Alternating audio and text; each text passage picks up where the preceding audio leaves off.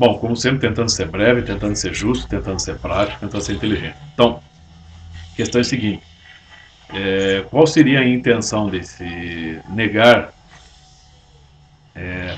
o Holocausto, vamos dizer assim? Existem diversos grupos de pessoas que, né, em geral, simpatizantes do Partido Nacional Socialista dos Trabalhadores Alemães, vamos dizer assim, tendem a negar a, vamos dizer assim, a intensidade das informações que registram uma quantidade absurda, né, não só de extermínio nos campos de concentração na Alemanha durante o regime nazista, como também uma série de barbaridades, né, cometidas, né, pela cúpula nazista. E, claro, semelhante regime só poderia ter nascido da União Soviética. Mesmo que você não goste de estudar sobre o assunto, se você assistir pelo menos aquele belíssimo documentário de Soviet Story, lá está explicado muito bem, né? Não só por meio de narrativas, de entrevistas, mas por meio de documentos que são apresentados no documentário, que o regime nazista basicamente nasceu da União Soviética. Portanto, se nos campos de concentração se cometiam barbaridades, pode saber que na União Soviética a coisa era bem mais intensa. Só que a União Soviética não ficou exposta como ficou o regime nazista. A avaliação do professor Olavo de Carvalho a esse respeito foi brilhante também, entre tantas em que ele é brilhante, sobre a questão até do próprio caráter do Hitler em comparação com o caráter do Stalin. O Stalin realmente era um psicopata, né, era assim, considerado o maior criminoso da história. Um homem que é assim um mistério, no sentido de que ele não apresenta nenhum sentimento de culpa, nenhum remorso, nenhuma consciência moral, né? Quem quer que fosse preciso eliminar para se manter o regime em pé, ele eliminaria, fosse quem fosse. Já no caso do Hitler, por exemplo, o professor Olavo explica que o nazismo ele foi militarmente derrotado, só militarmente. E, e basicamente porque o Hitler ainda tinha, né, um retalho, vamos dizer assim, de amor por algumas pessoas. Por exemplo, muitas pessoas que traíram Hitler, né, e que fizeram ele, vamos dizer assim, que foram a causa da sua ruína, eram pessoas de uma relação muito íntima com ele. E ele não teve coragem, ele tinha uma relação afetiva muito grande com essas pessoas, ele não teve coragem vamos dizer assim, de eliminá-las, né? De fazer o que o Stalin fazia, proceder como Stalin procedia, né? E ele se ferrou por isso, então o regime caiu. Então, mas independentemente disso, a gravidade, né, do regime nazista, dos campos de concentração, do Holocausto, né, ela é real e ela está bem documentada, sejam por livros, né, por artigos, por documentos, né, por arquivos em vídeos, em fotos e por testemunhas, né? Então, muitas pessoas tendem a negar isso porque em geral, não são capazes de se sensibilizar, né, pela pessoa humana, pelo ser humano. Estão interessados em grupos, por exemplo.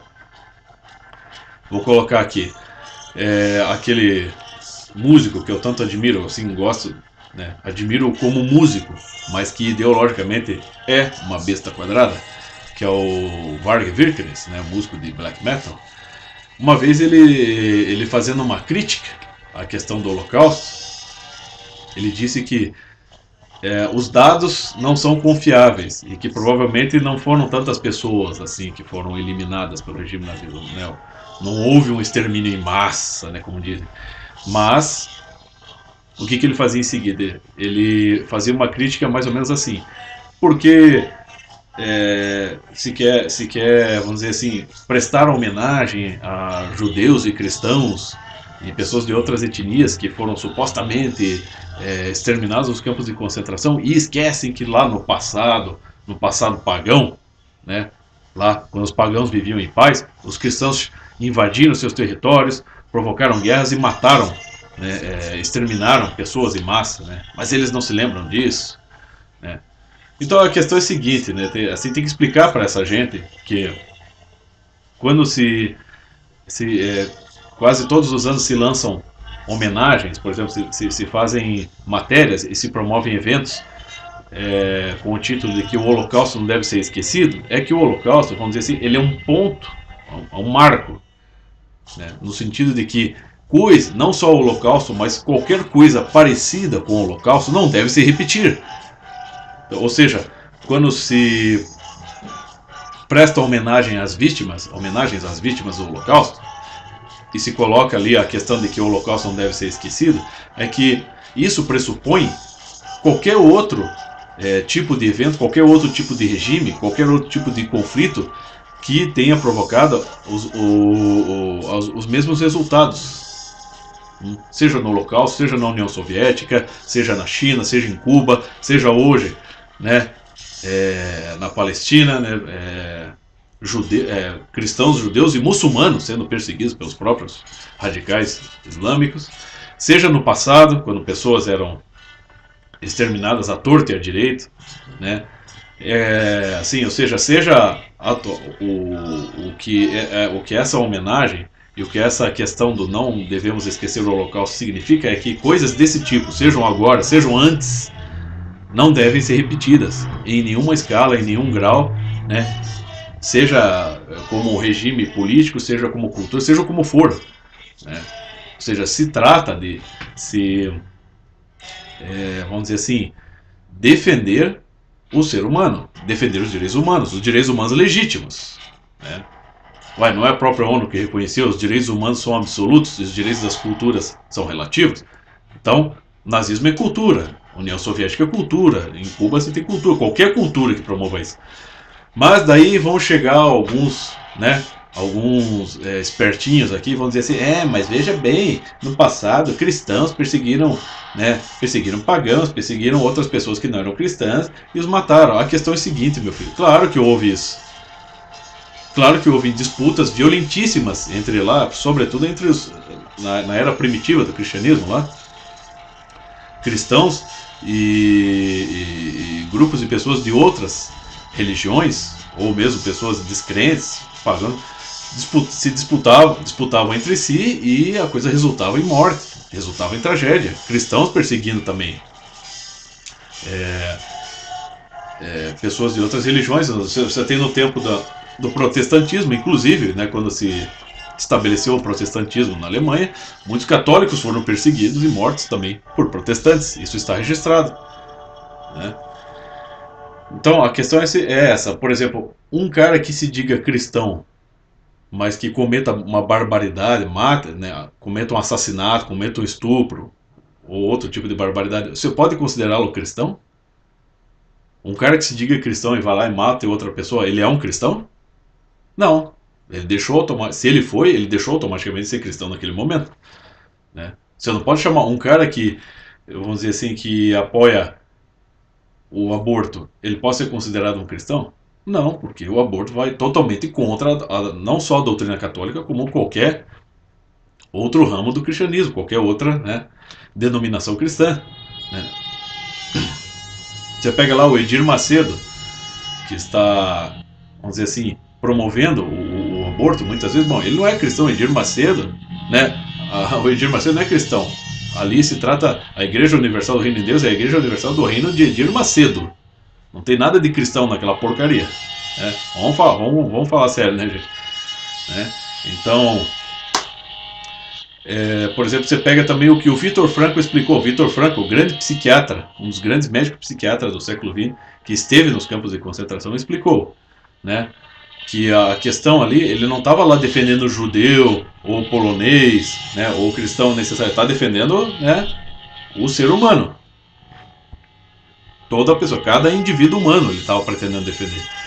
E ele diz Por que o Holocausto ali nazista se tornou um marco assim nesse sentido? Porque não só, porque por exemplo, você pode puxar dados, registros do passado bastante longínquo, séculos atrás, né, vamos dizer, de disputas entre grupos religiosos, reinos e guerras, né, e as pessoas se matavam, mas não tem nada como o que foi registrado no Holocausto, né, ali no regime nazista ou na União Soviética, em que pessoas não só eram exterminadas, né, em massa, como também eram submetidas a todo tipo de barbárie, né, torturas.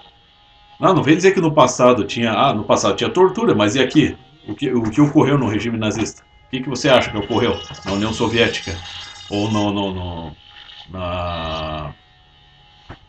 no nazismo, na Alemanha?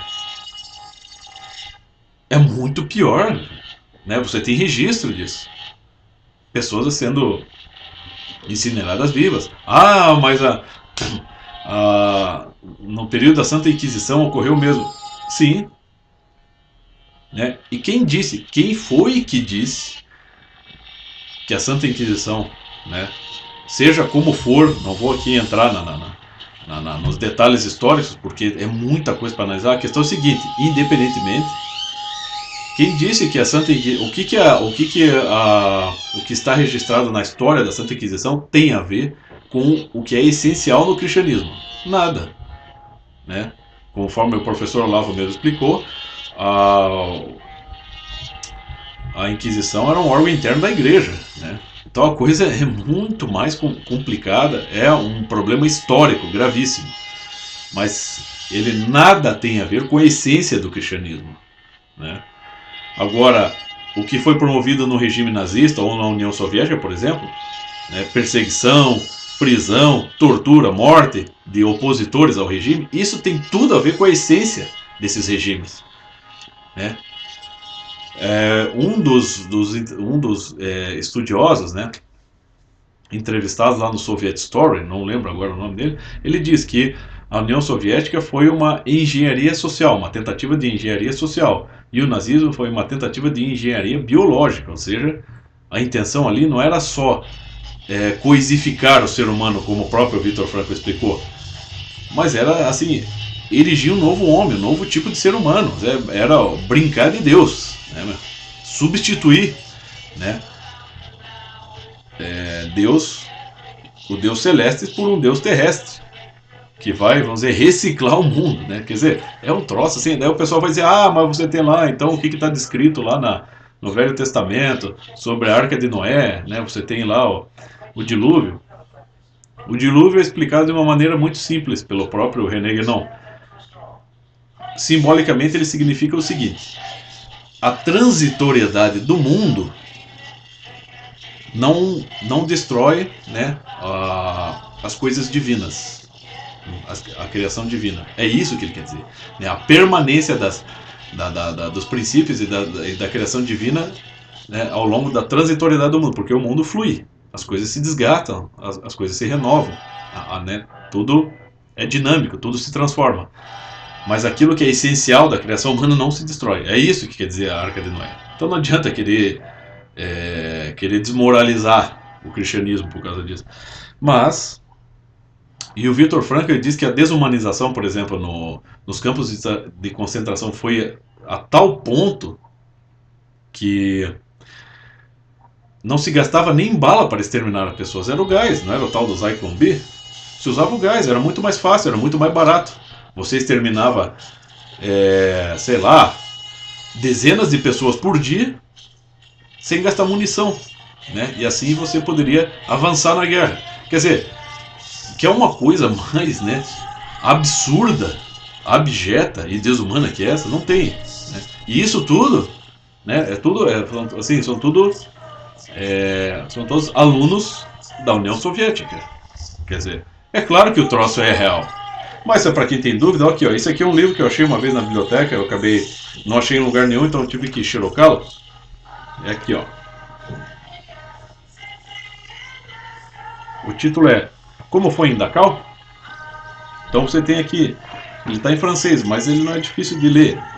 Qualquer pessoa que tenha interesse, quem sabe, possa achar, talvez exista até na internet disponível. Então daí você vê aqui, por exemplo, essa foto aqui, você tem o forno crematório, né? Na foto acima o forno crematório e embaixo um cemitério, né? Erigido em Leitenberg, né? Onde cerca de 7.500 prisioneiros foram exterminados. Então tá aqui, ó. Pega aqui essa foto. O que é essa fornalha aqui? Isso aqui é forjado? Isso aqui é o que? Isso aqui é uma coisa. Eles construíram um cenário para forjar o extermínio em massa, né, nos campos de concentração, é isso? Eles foram lá, sei lá, numa churrascaria, ali nos arredores de algumas cidades da Alemanha, e bateram uma foto para forjar um documento falso? Né? Então, quer dizer, tá mais do que registrado, tá mais do que provado que o troço foi absurdo, né? Que o troço foi desumano, que foi perigoso, e que mesmo diante de centenas de outros exemplos ao longo da história da humanidade de barbaridades próximas, o Holocausto nazista, ele é um marco nesse sentido, e ele serve para se recordar que nenhuma coisa desse tipo ou parecida deve ser repetida na história da humanidade. E, sem deixar de lembrar, sem deixar de recomendar aqui, não só o documentário Soviet Story, sempre lembrando que o regime nazista, ele é derivado da União Soviética, né? Portanto, não adianta querer dizer que Hitler era de direita, porque Hitler estava muito longe de ser de direita. Para o Hitler, para quem lê a biografia do Hitler, sabe que ele abandonou os evangelhos, a leitura dos evangelhos, desde cedo. O Hitler era um guerreiro, mas para ele, como ele próprio declara lá em alguns excertos do diário dele, que estão na biografia do John Toland, Hitler dizia que os evangelhos eram textos para perdedores. Então tá aí, né? Esse é o caráter do regime nazista, que é só mais um ramo do regime socialista, né? Do totalitarismo da União Soviética. Era isso.